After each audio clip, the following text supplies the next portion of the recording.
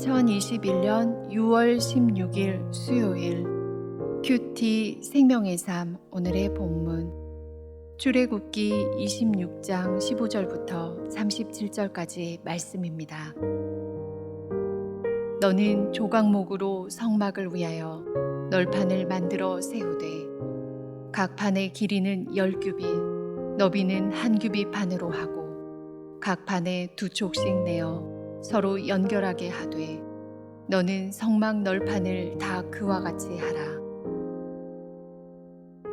너는 성막을 위하여 널판을 만들되 남쪽을 위하여 널판 20개를 만들고 20 널판 아래에 은받침 40개를 만들지니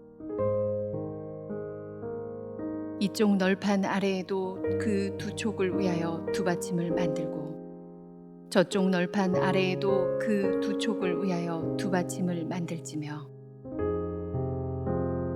성막 다른 쪽 곧 그 북쪽을 위하여도 널판 20개로 하고 은받침 40개를 이쪽 널판 아래에도 2받침 저쪽 널판 아래에도 2받침으로 하며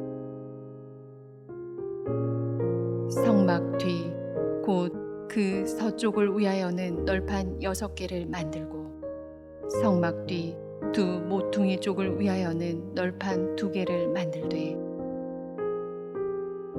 아래에서부터 위까지 각기 2겹 두께로 하여 윗꼬리에 이르게 하고 두 모퉁이 쪽을 다 그리하며 그 8 널판에는 은받침이 16이니 이쪽 판 아래에도 2받침이요 저쪽 판 아래에도 2받침이니라.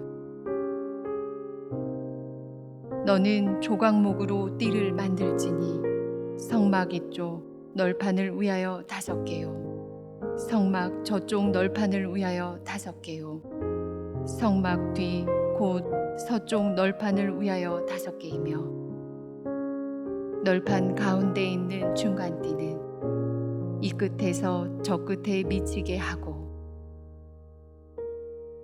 그 널판들을 금으로 싸고 그 널판들의 띠를 꿰 금고리를 만들고 그 띠를 금으로 싸라. 너는 산에서 보인 양식대로 성막을 세울지니라. 너는 청색, 자색, 홍색 실과 가늘게 꼰 배실로 짜서 휘장을 만들고 그 위에 그룹들을 정교하게 수놓아서 금갈고리를 네 기둥 위에 늘어뜨리되 그 네 기둥을 조각목으로 만들고 금으로 싸서 네 은받침 위에 둘지며 그 휘장을 갈고리 아래에 늘어뜨린 후에 증거궤를 그 휘장 안에 들여놓으라. 그 휘장이 너희를 위하여 성소와 지성소를 구분하리라. 너는 지성소에 있는 증거궤 위에 속죄소를 두고 그 휘장 바깥 북쪽에 상을 놓고 남쪽에 등잔대를 놓아 상과 마주하게 할지며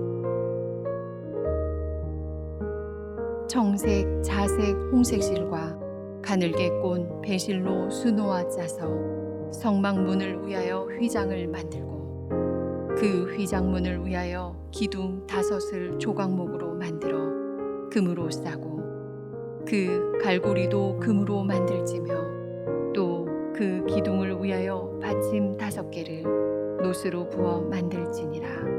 아멘.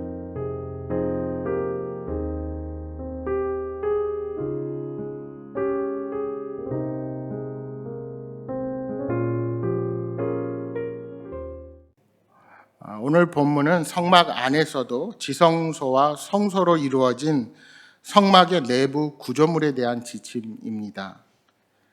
먼저 본문 15절에서 30절은 성막에 세울 기둥의 제작과 설치 방법을 소개합니다. 그리고 31절에서 37절은 성막 안에서 지성소와 성소를 구분하고 또 전체 성막의 안과 밖의 한계를 설정하는 휘장의 제작과 배치 방식을 차례로 설명하고 있습니다. 계속해서 홈페이지 자료실과 밴드의 그 그림을 참고하시면서 내용을 이해하시면 도움이 되겠습니다.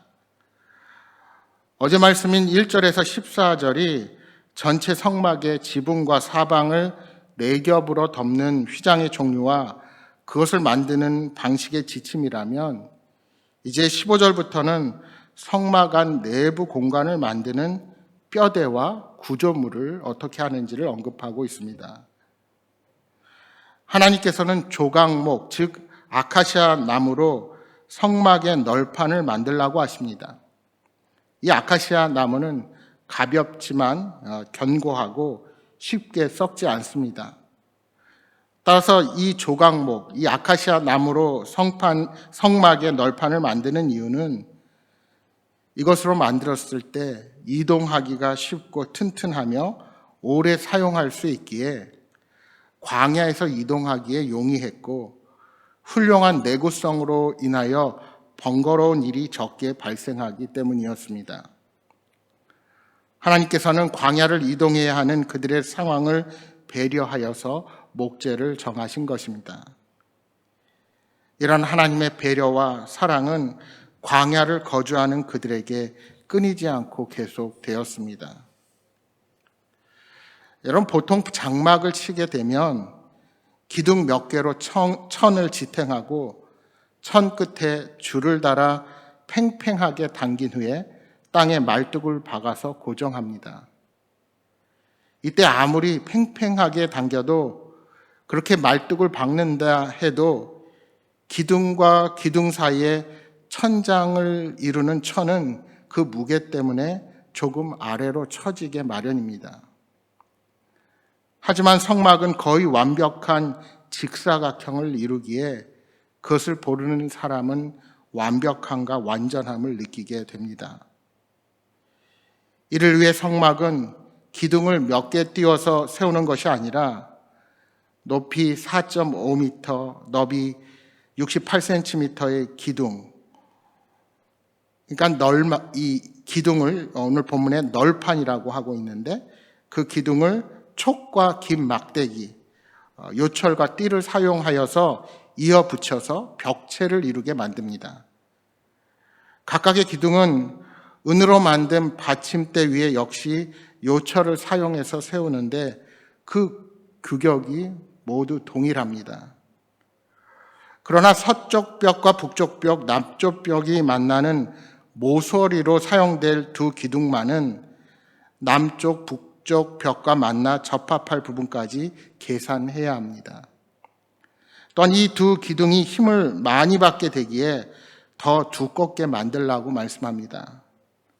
그래서 북쪽과 남쪽은 일방 기둥 20개, 서쪽은 일방 기둥 6개와 두꺼운 기둥 2개 해서 모두 총 48개로 이루어져서 그 성막 위에서 내려다보면 길이 30규빗과 폭 12규빗, 즉 13.5m와 폭 5.4m의 기다란 디귿자 형태로 만들어지게 됩니다. 이 기둥들은 하늘을 상징하는 휘장을 떠받침으로 창조시 하나님께서 둘째 날에 하늘과 땅을 나누는 궁창을 만드신 것을 기억나게 하는 그런 모습입니다. 하나님께서는 완벽한 형태를 지닌 성막을 통해 이스라엘 백성들이 창조의 영광을 파악할 수 있도록 하셨고, 보이지 않으나 살아계신 하나님을 기억하도록 하신 것입니다. 성막에는 2개의 휘장이 있습니다. 하나는 성소와 지성소 사이에 설치된 휘장이고, 다른 하나는 성막 바깥문으로 사용된 휘장입니다. 휘장은 바깥에서 안을 들여다볼 수 없고 함부로 들어올 수 없다는 경계를 의미합니다. 청색, 자색, 홍색 실과 흰 배실로 짠 천은 성막의 덮개와 출입문으로 사용되었습니다. 이는 하늘을 상징하는 것으로 하늘이 다양한 색으로 변화하는 모습을 표현하는 것입니다. 특히 그 중에서도 지성소와 성소를 나눌 휘장에는 두 날개를 가진 천사인 그룹을 정교하게 수를 놓습니다. 이 휘장을 걸기 위해 지성소와 성소 사이에는 기둥 4개를 세웁니다. 이 휘장 뒤에는 증거궤가 놓여 있고 하나님이 임재하시는 장소가 될 것입니다. 증거궤 위에는 금으로 만들어 두 그룹을 조각한, 그러니까 두 천사의 모습으로 조각한 뚜껑을 씌웁니다. 그것이 바로 하나님이 임재하시는 속죄소입니다. 지성소 휘장 바깥에는 말하자면 성소가 됩니다. 거기에는 떡상이라고 하는 진선병을 놓는 상이 북쪽에 놓이고 금으로 만든 나무 형상의 등잔대가 맞은편 남쪽에 놓입니다. 다시 성소와 성막의 뜰을 구분하는 그곳에는 5개 기둥에 휘장이 걸리게 됩니다. 지성소는 하나님의 백성이 거룩하신 하나님과 연합하여 속죄가 완성됨을 표현하는 장소입니다. 히브리서 9장 7절 말씀해 보시면 이 지성소에는 대제사장이 1년에 한 번 제물의 피를 가지고 들어갈 수 있었다고 말씀합니다. 이는 죄인은 직접 하나님께 나아갈 수 없고 오직 중보자를 통해서만 하나님께 나아갈 수 있었다는 사실을 의미합니다. 또한 이는 율법 의식으로는 온전한 속죄가 성취될 수 없다는 사실을 우리에게 말씀하고 있습니다. 이제 지성소가 하나님이 거하시는 곳을 상징한다면 그 밑에 성소는 하나님의 백성이 살아가는 거룩한 땅을 상징한다고 볼 수 있습니다. 물론 일반 백성들은 휘장으로 가려진 성소 안으로 들어갈 수는 없었습니다. 이 휘장의 통과는 제사장들만이 가능했습니다. 따라서 휘장은 완전한 속죄를 위해서는 성막이 예표하는 실체인 메시아로서의 예수 그리스도가 오시어 속죄의 완성을 이루어야 한다는 사실을 우리에게 보여주고 있습니다. 이처럼 이스라엘 백성은 하늘을 상징하는 휘장으로 가려진 성소를 바라보고 또 그 안의 아름다움과 찬란함을 생각하면서 자신들이 이 땅에 살아가지만 저 하늘의 하나님을 섬기고 있음을 깨닫게 되었습니다. 이러한 성막의 휘장은 어느 누구도 스스로 넘어설 수 없는 절대적인 경계선이었지만 하나님은 아들 예수 그리스도를 십자가 위에 내어주셔서 그 길을 우리에게 열어주셨습니다. 하나님과 사람 사이에 막았던 죄의 문제를 예수님께서 직접 해결하시고 구원의 길을 열어주신 것입니다.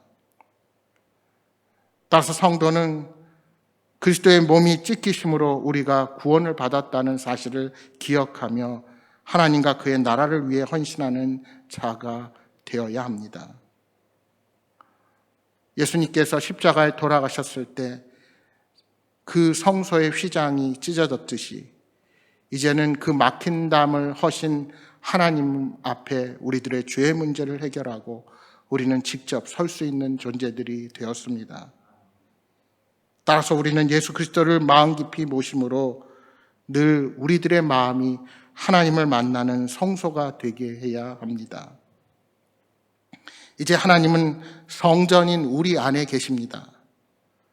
우리 마음과 삶이 주님 거하시기에 합당하도록 거룩한 공간으로 준비되는 여러분 모두가 되시기를 바랍니다. 사랑하는 여러분, 오늘도 주님과 동행하는 행복한 하루가 되시기를 주님의 이름으로 축복합니다.